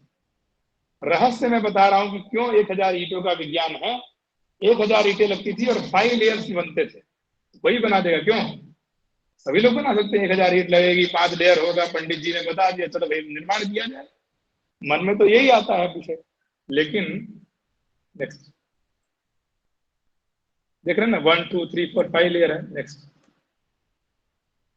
लेकिन जो विज्ञान है वो 1 और 3 और 5 ये लेयर सेम होंगी, और 2 और 4 लेयर सेम होगी, और उसके बाद से एक ही तरह की ईंट नहीं होगी, रेक्टेंगल भी होगी, स्क्वायर भी होगी, रोम्बस भी होगी, मतलब 5 प्रकार की ईंटें होंगी, और उन ईंटों से इसका निर्माण करना था। और देख रहे हैं कैसे दिख रहा है। नेक्स्ट, इस तरह वो, यानी पर लेयर में 200 bricks, total 5 layers of 1000 bricks, मतलब 1000 ईंटें। ईंटें जो आपके चिमनी से मिलती है ना, भट्टे से, वाली ईंटें नहीं, ये खुद से बनाता था जो याद करने वाला है, और कई तरह का बनाता था। तो कुछ तो मेजरमेंट्स की स्किल उनको मालूम थी ना, मेजरमेंट की ना हम बात कर रहे हैं अभी, अंक गणित का तो हम बात करेंगे तो आपको वेदों में हजारों जगह मैं दिखाऊंगा जहां अंक की बात कही गई है। अंक की बात तो हजारों जगह कही गई है।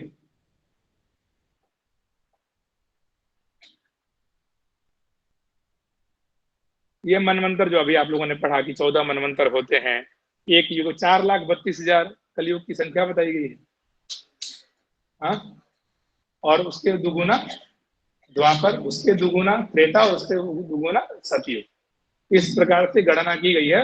और ब्रह्मा का जो दिन है, ऐसे नौविध कालमान है। आप लोग जो संस्कृत के विद्यार्थी होंगे, एक चैप्टर भी है ये नेट जेआरएफ सिलेबस में, नौविध कालमान।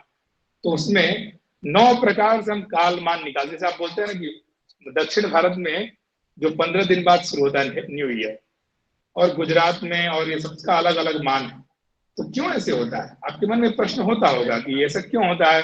हम लोग काशी में तो चैत्र शुक्ल पक्ष में जो नवरात्र शुरू होता है, उससे हम लोग ना नव वर्ष मनाते हैं। ग्रेगोरियन कैलेंडर की बात मैं नहीं कर रहा, वो तो 1 जनवरी को सब लोग 31 से शुरू हो जाते हैं।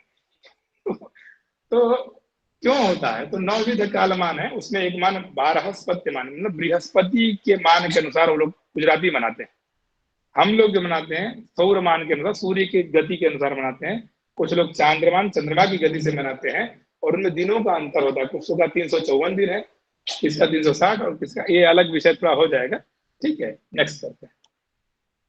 ये पाई का वैल्यू जो बहुत फेमस है, कि पाई का वैल्यू सामान्य तौर पर लोगों ने पहले बताया था कि 3 एंटीक्विटी तक जाता है या 4, लेकिन हमारे माधव और रामानुजम ने इस बात को बहुत अच्छे से पुष्ट किया कि इनफाइनाइट, अनंत तक की यात्रा हम करते हैं। हमारे यहाँ अंत नहीं है, हमारे यहाँ अनंत है, अनंत की कल्पना हम करते हैं। मतलब सरकमफ्रेंस डिवाइडेड बाय डायामीटर, उसका जो वैल्यू होगा उसी को बोलते हैं ये पाई का वैल्यू। और विदाउट पाई, विदाउट मतलब कुछ भी यूज किए हम पाई का वैल्यू कैसे निकालेंगे, अभी आगे भी था। वृत्त का फल, वृत्त, वृत्त कहने का मतलब एक गोला होगा, सामान्य तौर से समझ लीजिए आप लोग। एक वृत्त होगा, वृत्त में एक रेडियस होता है, तो उसके जहां पर घुमाते हैं, और उसमें उसका और एक डायमीटर होता है, और एक सरकमफ्रेंस, मतलब सर्कम चारों भाग होता है। तो उसका जो बीच का जो उसका भाग का, उसका कितना वैल्यू होगा, कितना उसका वैल्यू आएगा, तो उन्होंने तो उसी को उन्होंने तमाम ऋषियों ने समपरिहरणस्यार्धम विष्कम बार्ध हतमेव वृत्त फलम, मतलब उसका जो हाफ ऑफ द सर्कमफ्रेंस, अगर मान लीजिए उसका 5 है, हाफ उसका करेंगे, और मल्टीप्लाई बाय द रेडियस, तो रेडियस का जो एक संख्या निर्धारित, जो रेडियस तो आपको मालूम चली जाएगी कि वही वृत्त बीच में करके ही बनाते हैं, तो रेडियस की वैल्यू पता चल गई, और हाफ ऑफ सर्कमफ्रेंस का गुणा करेंगे, जो वैल्यू मिलेगा वो पाई की वैल्यू होगी। ठीक, नेक्स्ट। सेम ही है जो सूत्र के अनुसार हमने ये बताया, सर्कमफ्रेंस डिवाइडेड बाय डायमीटर, और पाई का वैल्यू आपको मिल गया। तो कहने कहने ये पाई को कैसे लिखते थे हमारे यहाँ, इनफाइनाइट को कैसे हम याद रखेंगे, 3 4 2 5 6 7 8 9 10 कैसे याद करेंगे। तो उससे कटपयादी एक विद्या है, कटपयादी विद्या, आगे पढ़ेंगे उसको।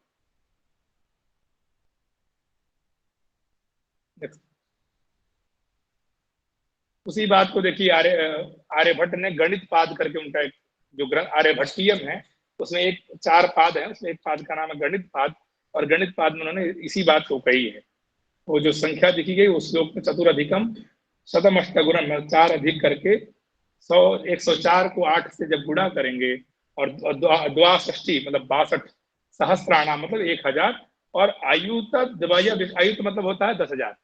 आयुध संख्या मतलब 10,000।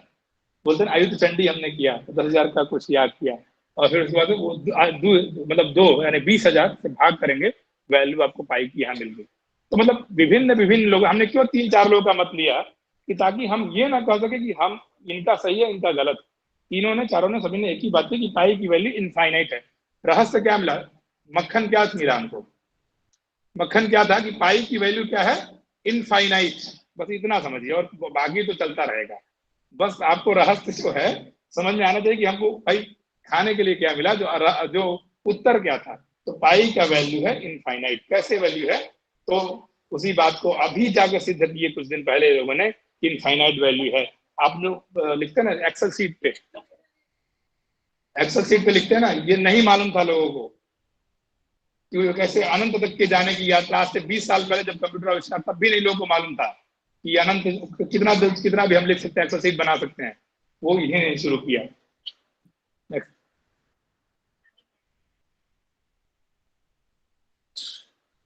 ये जो है थोड़ी सी आप लोग को समझ में नहीं आएगी, फिर भी कोशिश करेंगे समझाने का कि शब्दों को कैसे, अक्षरों को एनकोड करना, डिकोड करने की विद्या बताए थे कि राइटिंग नंबर्स एज अल्फाबेट। मतलब कि कभी कभी हमको श्लोक याद हो जाता है, नंबर नहीं याद हो पाते, तो इनको उन्होंने श्लोक बद्ध कर दिया। तो क का एक वैल्यू, 2 का, ऐसे करके उन्होंने वैल्यू लिखा। और जो य र ल व श का उनका 20, 30, 40, तो 20 तक की, 25 तक की वैल्यू हमको मिल गई, और उस आगे की वैल्यू ऐसे कर दिए। अब आपके मन में एक प्रश्न होगा कि जो जो ई उ जो स्वर होंगे वो कहाँ जाएंगे? तो उसके लिए आर्यभट्ट ने एक सिद्धांत दिया, आगे उसको दिखाएंगे। उस सिद्धांत से उसका वैल्यू हम समझ के और लिख लेते थे। अगर 10,600 लिखना था तो कहा कादिनव तादिनव पादिपंच, ऐसे करके ये सूत्र है। सूत्र काफी लंबा हो जाएगा, इसलिए बस वो विषय आप लोग लिख लीजिएगा।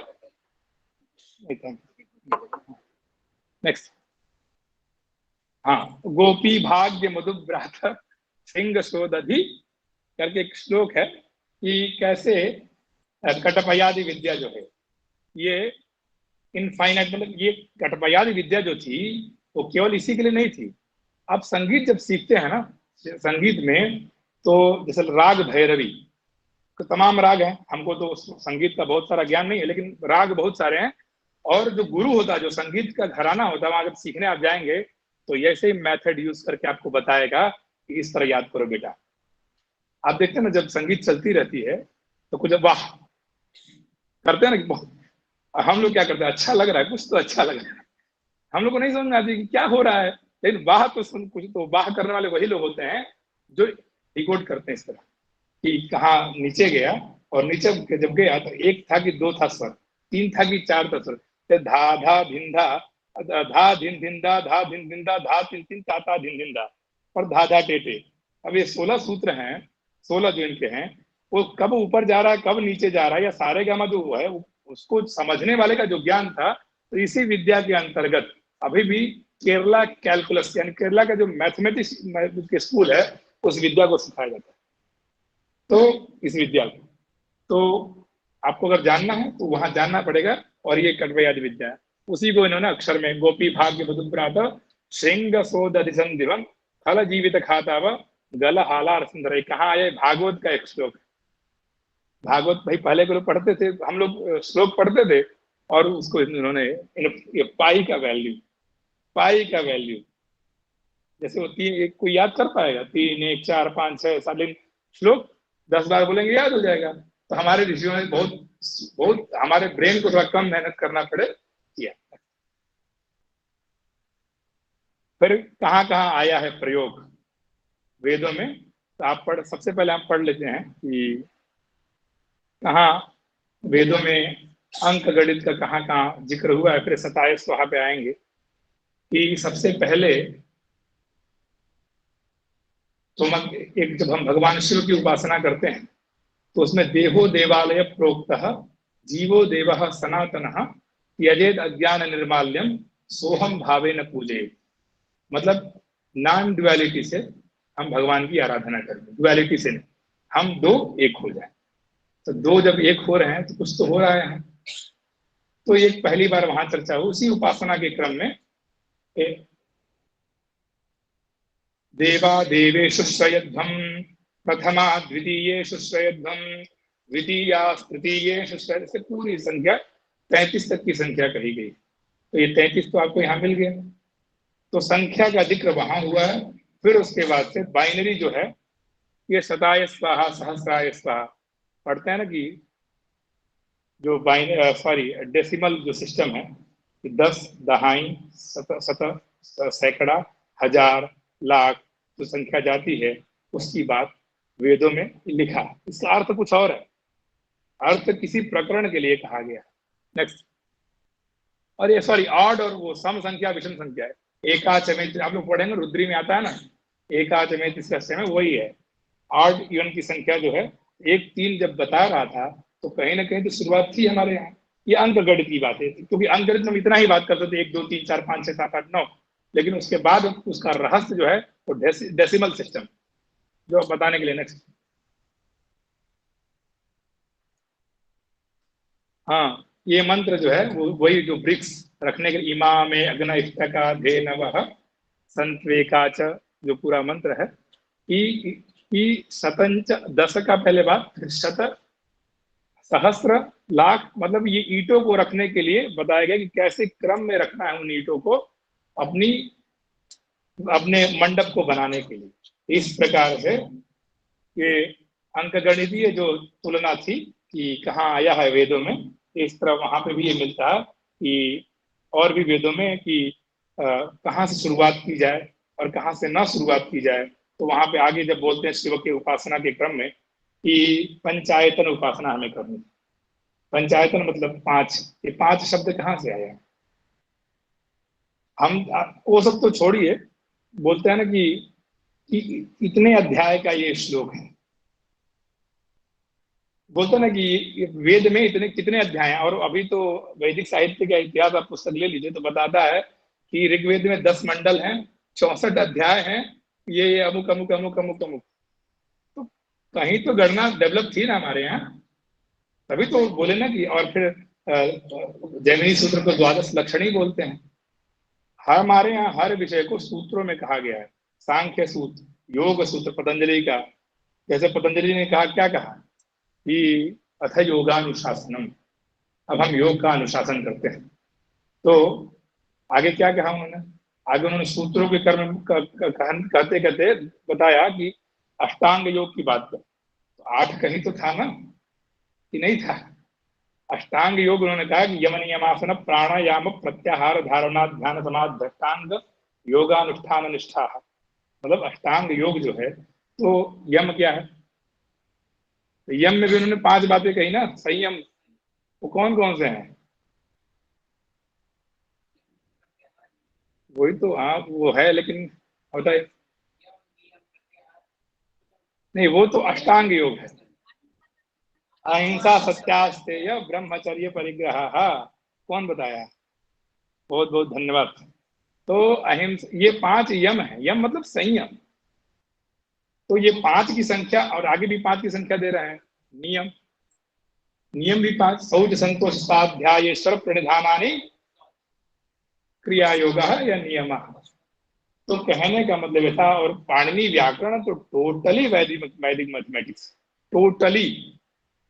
उसमें कहीं इधर उधर जाने की जरूरत नहीं। उन्होंने तो इतना अच्छा कोडिंग करके लिख दिया कि आप समझ भी नहीं पाएंगे सूत्र का कैसे कहा गया। जैसे प्रत्याहार बनाना है और प्रीफिक्स एंड सफिक्स यूज करने हैं, इसकी क्या संज्ञा होगी और संज्ञा होके क्या फल देगी। मैथ में यही ना होता है।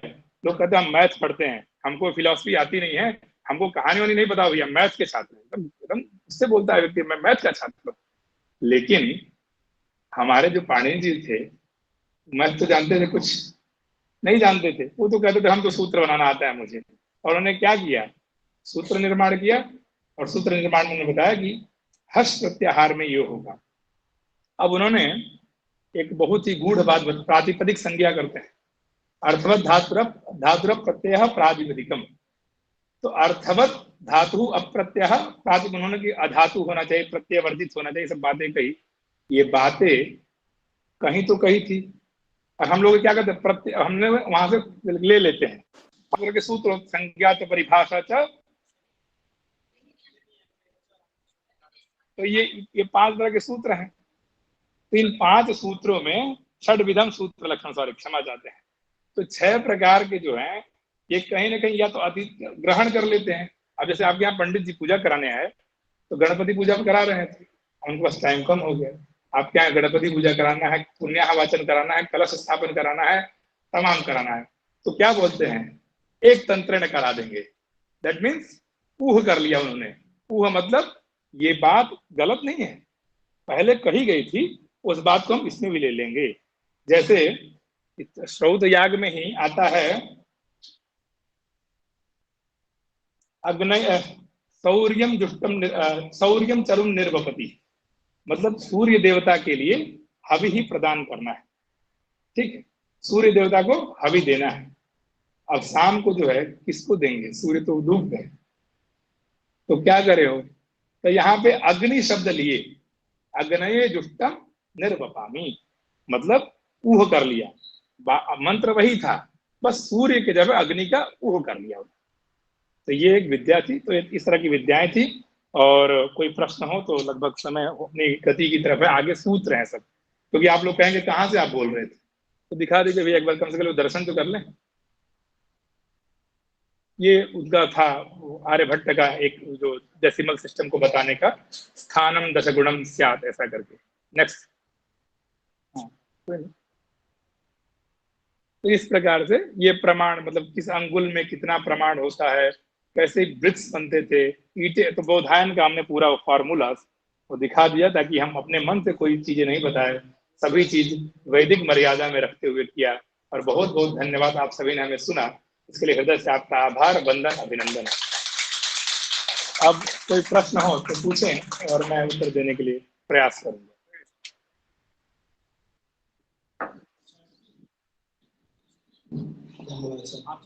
हाँ, सब पानी किसी को कुछ जिज्ञासा हो तो पूछ सकता है सबसे। अच्छा, क्षमा चाहते हैं आप लोग के लिए 5 मिनट ही बचा है। ऑनलाइन माध्यम से जो अभ्यर्थी जुड़े हुए हैं, जो जिज्ञासु हो, अपनी जिज्ञासा शांत कर सकते हैं। आचार्य श्री प्रतीक्षा रखिए।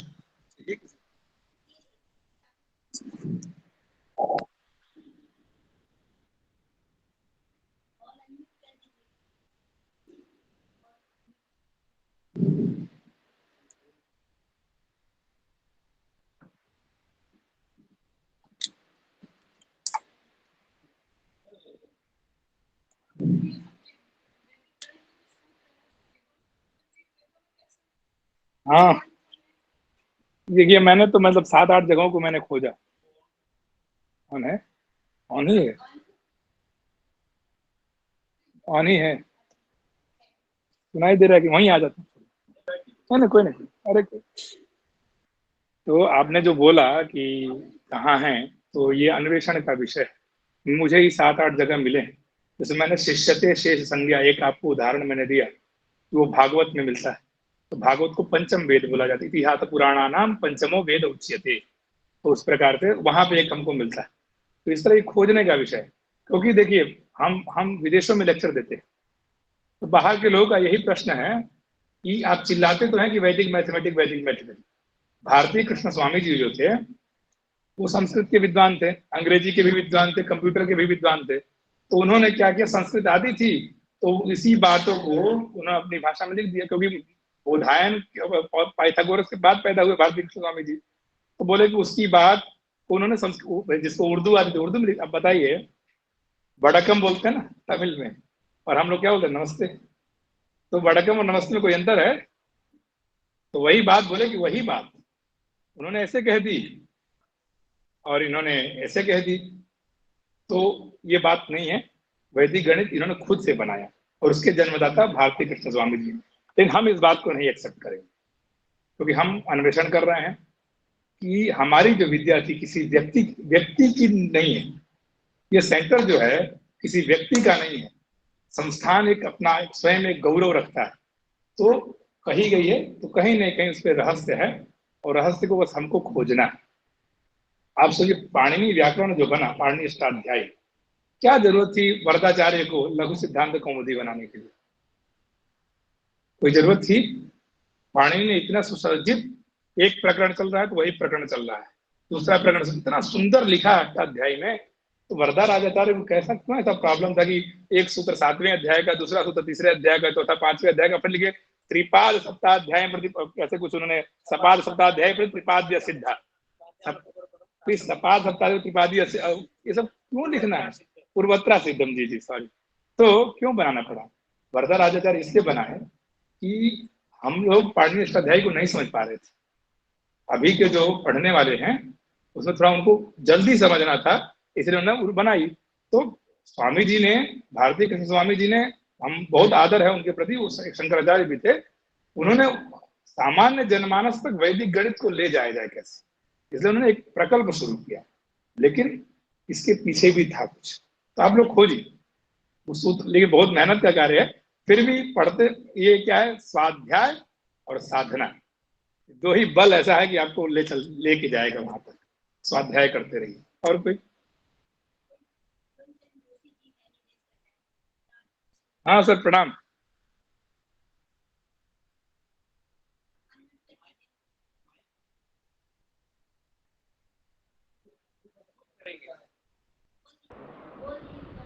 हाँ हाँ सर, सुन रहे हैं आपको, बोल सकते हैं।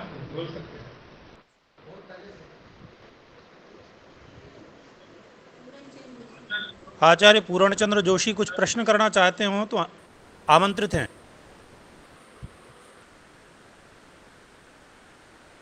तब तक आप पूछ लीजिए।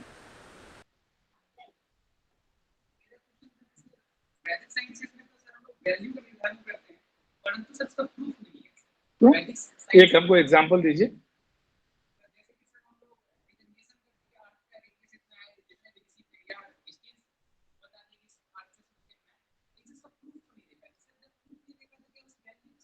क्या प्रूफ नहीं दिया? प्रूफ दिया तभी ना, प्रूफ हम किसको मानते हैं? हाँ तो कहाँ से बताया ना कि यार, इसे जो उन्होंने ये शुल्ब सूत्र पढ़े हैं, वेद यस्य निश्वसितम वेदा यो वेदेभ्यो खिलन जगत निर्ममे तमहम वंदे विद्या तीर्थ महेश्वर। ये जो है वेद, जो है अनादि, इटर्नल है। तो वेद आए तो ये सूत्र भी आए, अलग से नहीं कुछ पैदा हो गया। ठीक है, आप क्या चाहते हैं कि आपका जो आंख है वो जो देखे वही मानेंगे ना, तो वही, क्योंकि आप मानना चाहते हैं। लेकिन अब जो ये पंखा चल रहा है, पंखा चल रहा है ना, तो इसके अंदर जो तरंगे जा, मतलब यहाँ बंद करेंगे, स्विच दबाएंगे तो बंद हो जाएगा। आपको दिखा कुछ हुआ तो दो, हर चीज के पढ़ने के दो पहलू हैं, सबल फॉर्म एंड ग्रास फॉर्म। तो एक सूक्ष्म पढ़ाई, एक स्थूल पढ़ाई। स्थूल पढ़ाई में हमको दिखता है भूमि सुधा, आज ना आपको समझ में आया, ये सूक्ष्म पढ़ाई। लेकिन अभी आपके नासा वाले बताए कुछ, ये कैपलर्स ने सॉरी बताया कि भाई ऐसा कुछ होता है।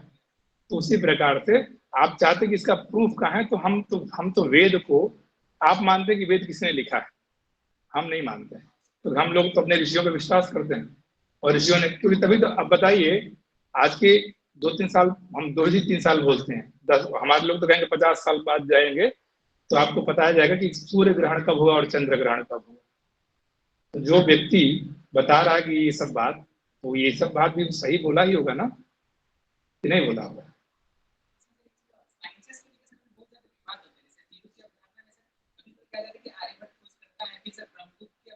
हाँ, ब्रह्मगुप्त ने किया है, गलत नहीं है। आप समझिए बात नहीं, को वेद कि तो कोई ठीक है, गलत नहीं है लेकिन किन कि ऋचाओं से वेदों की से लिए गए हैं, वेद की किन ऋचाओं से ये हाँ सूत्र लिए हाँ, गए हैं आज? एक प्रश्न।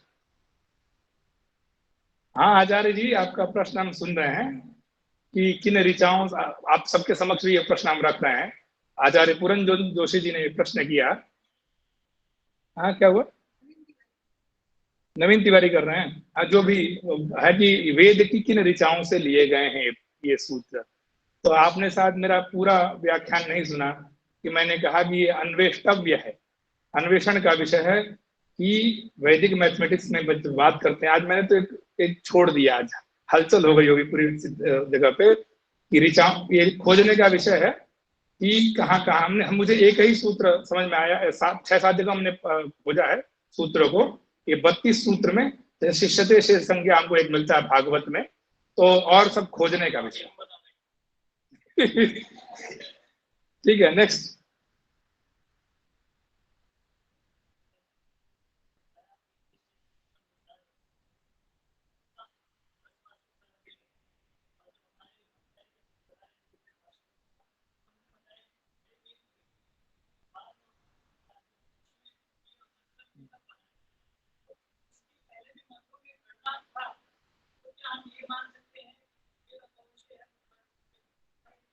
बिल्कुल ऊह करना है वो।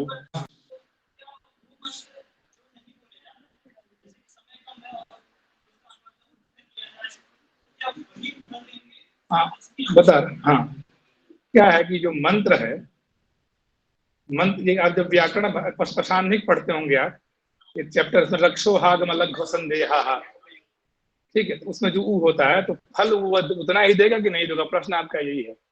तो प्रश्न ये है कि मंत्र जो है वो मंत्र तो नहीं है, ऊ जो है वो मंत्र का एक भाग है। तो उसी तरह फल जो अग्नय असुर सौर्यम तरुण निर्वृति जो फल देगा, वही अग्नय जो चंद्र भी फल देगा। तो काफी अच्छा लगा कि आप सबने पूरा सुना। और आपका प्रश्न बोलिए। ये अभी तो नहीं बताऊंगा।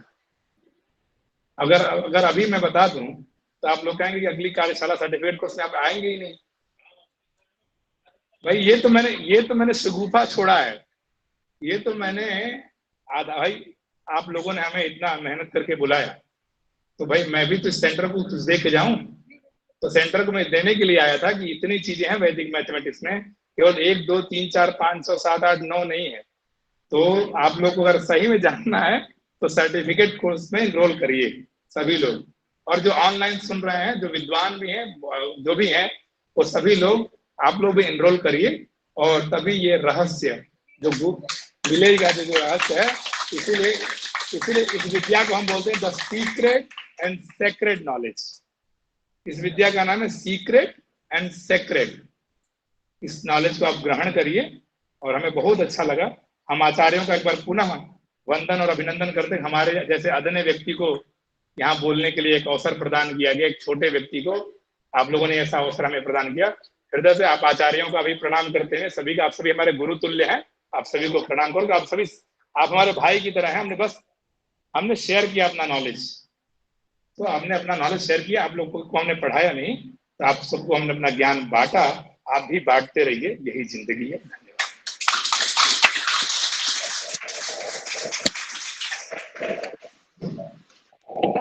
हमारे समाज की प्राचीन परंपरा रही है कि जो मूल बातें होती हैं इसका उद्घाटन नहीं करते, तो आप लोगों को ढूंढना पड़ेगा। वेदव्यास जी जो भारत पुराण में उसके अर्थ नहीं लिखे थे, तुलसीदास जी रामचरितमानस लिखे, उसका अर्थ नहीं लिखे, लिख देते तो फिर उनकी क्या महत्ता रह जाती। तो अभी आप लोग जो है, आप जो पूछना चाह रहे थे अभी बता देते थे कि महत्ता क्या रह जाती। आप लोग अवगत होइए, इसके बाद तक प्रश्नों के उत्तर मिलेंगे। आपको ये बताने की कार्यशाला किस लिए की जा रही है, मैंने आपको बताया ना, जो षाण्मासिक सर्टिफिकेट कोर्स चल रहा है उसी के लिए प्रबुद्ध है।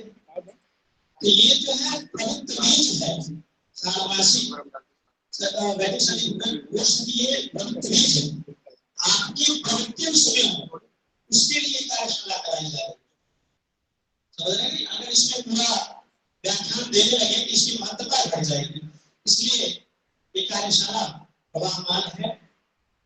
आप लोग देखते होंगे कि उसमें स्विट्जरलैंड के, स्वीडन और कहाँ के, थाईलैंड, फ्रांस, सभी जगह के जो है आपको एक बार से मिल जाएंगे।